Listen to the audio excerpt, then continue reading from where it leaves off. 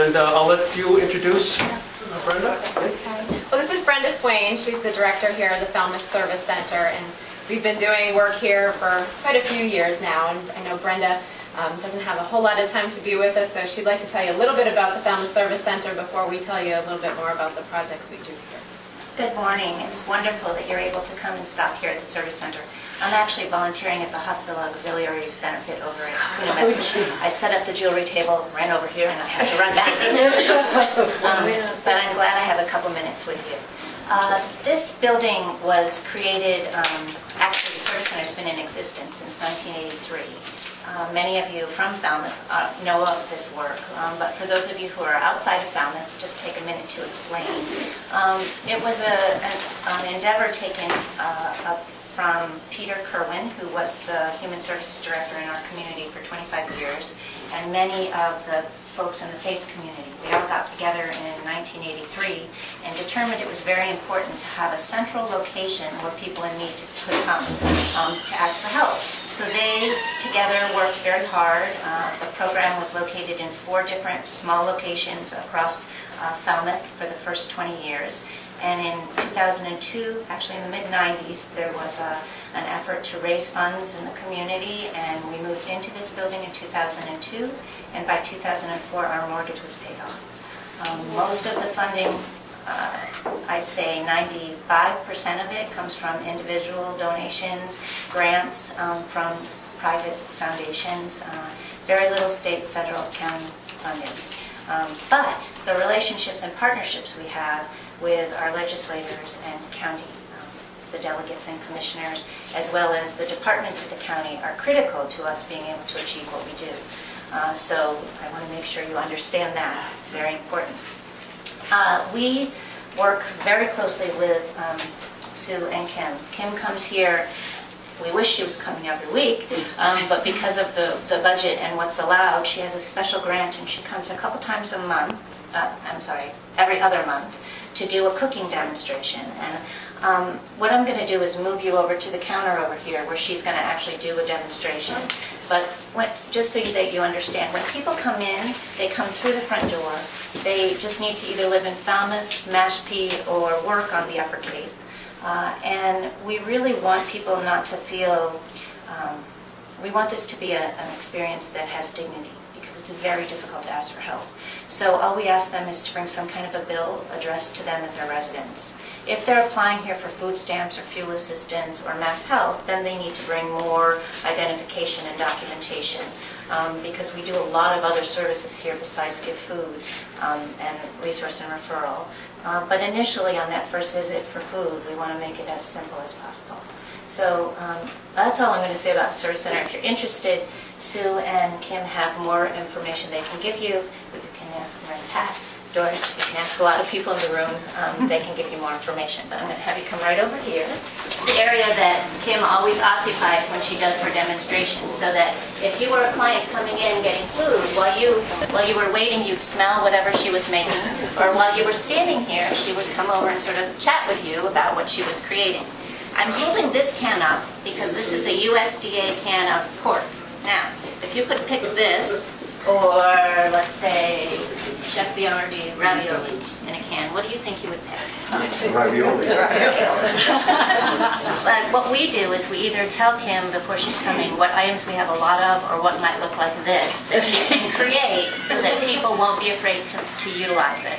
So this is one of the items that she's made incredible things with. She talks to people about how to make it healthier, and she'll tell you more about that. The one other, are you going to talk about that? Go ahead. Okay. We collaborate a ton with the Extension Department. I also sit as a member of the, hey, Tim, hello. Just dropping some fresh vegetables off. Appreciate that. Keep on doing that. Thank you. He's owned Family Foods in East Falmouth. Lovely man, very community-minded. This is a sheet that describes all the healthy donations that every pantry and feeding program on the Cape would like us to have donated by people who are going shopping or looking through their cupboards for items to bring. With the help of the Extension, as a hunger network Cape-wide, we're trying to really increase the educational ability of our donors so that they understand the more products that are healthy on our shelves, the better we can help diabetics, people with hypertension, folks with celiacs, or other kinds of things that might be in the population that we serve. So that is one of the collaborations, and there are many more. She'll show you out back the freezer unit, and that it's out back, like outside. Oh, okay. There's a freezer that county funds actually helped fund back in maybe 5 or 6 years ago when there were increased revenues. Bill remembers that.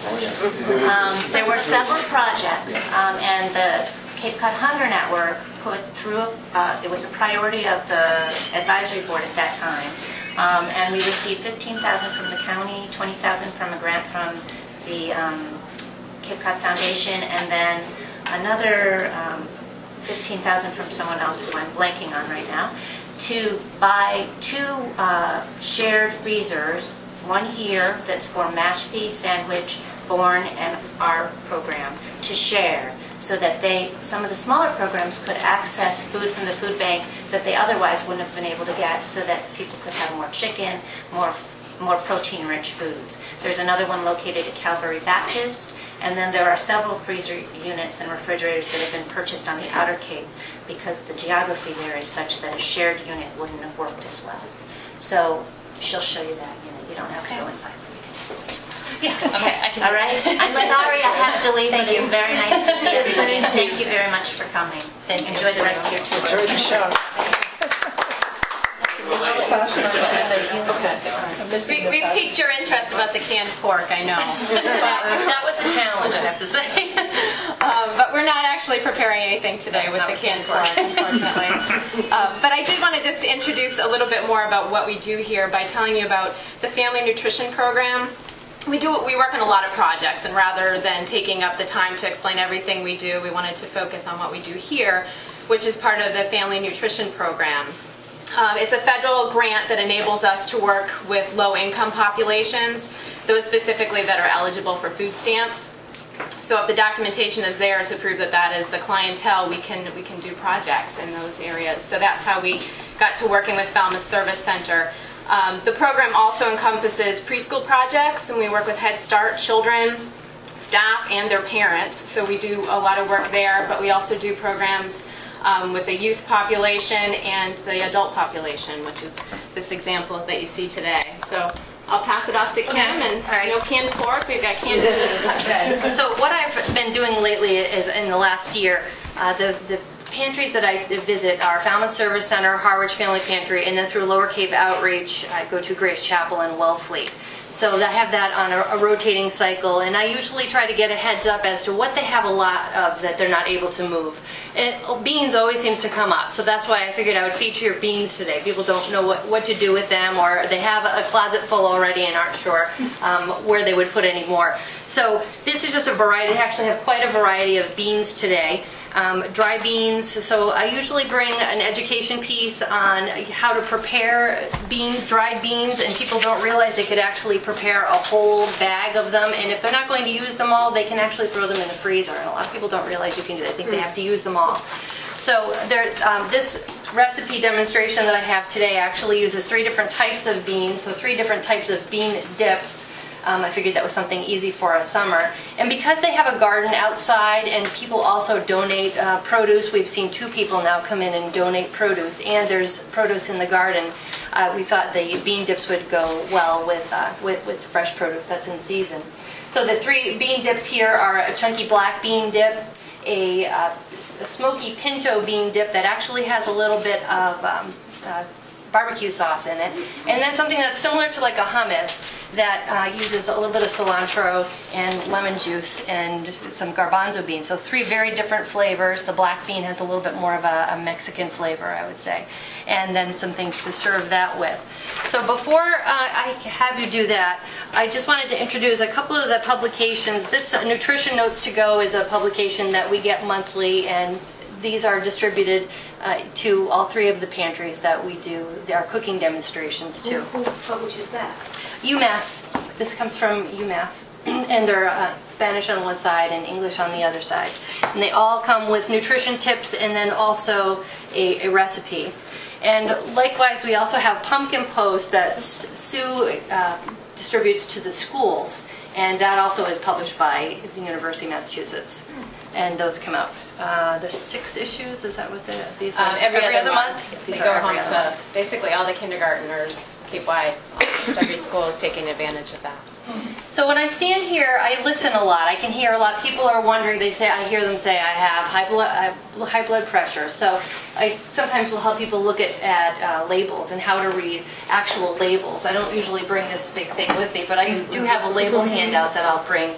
So I'll have them do that, and I'll also tell them, you can eat these canned vegetables and canned beans. If you rinse them off with water, you can lose about 30 or 40% of this additional sodium. So that's just an added help. Or if you just chose to do the dried beans, you can eliminate a lot more of that kind of salt. So we look at all the different things there. Sometimes I help people make food choices or give them suggestions. They say, I don't know how to cook with something, so that's where our canned pork comes in. When this was full with canned pork, we had to get creative and find, there's a lot of fat on it, so telling people to scrape it off, rinse it off if you want to. You can even pan fry it a little bit and then drain it and then use it. And if you put strong flavors like a lot of tomato or a lot of stronger flavors with it, it works better for a chili. So we have additional information on our nutrition education programs, a couple, one on programs that Sue does with the schools also, and then another publication here that talks about if anyone has a glut of summer squash, some recipes here. Brenda was going to do a tour. I would love to just show you very quickly. So I'm going to we'll go upstairs just to show you the conference room. There is a small conference room here that I've done classes in.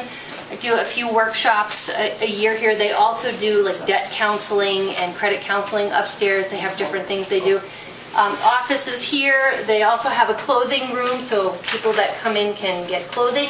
And then we're going to route through the kitchen area. There's a kitchen area that they're able to use, and then into this greater area where they have all their storage. And you'll be amazed at the facility. So, should I have them dig in first, or should we just do that quick tour and then grab something? What do Maybe you we think? should ask Bill, timing-wise. How are we doing for time? I don't want to rush you too much, but we are at least 20 minutes behind schedule. So Okay. we're going to have to do whatever's most efficient. Okay. All right. Yeah. Grab it on the way out. Stay on the first floor. Yeah, that's a good idea. Yeah, we'll stay on the skip first floor. upstairs. All right. Maybe grab it on their On the way. way and out. we leave them out the back. They have to go that way to the freezer, right? Yeah, And then they yeah. come off. Why don't we do this and we can take a walk outside that way? Yeah. All right. So if you'd like to try these 3 different dips, if you want to like to grab a plate and a few vegetables, and I'll just walk you through, and then we'll exit out the rear of the building, and you can walk over to the bus that way. Sometimes they've done classes, they've done food preparation here. They have someone that will make soups or food that can then go to people who are homebound. This area is the clothing room, so this is where the donations of clothing are sorted.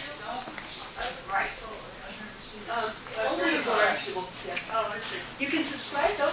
Do we have needs in terms of clothes? That's a very large refrigerator area right there. Very, very large.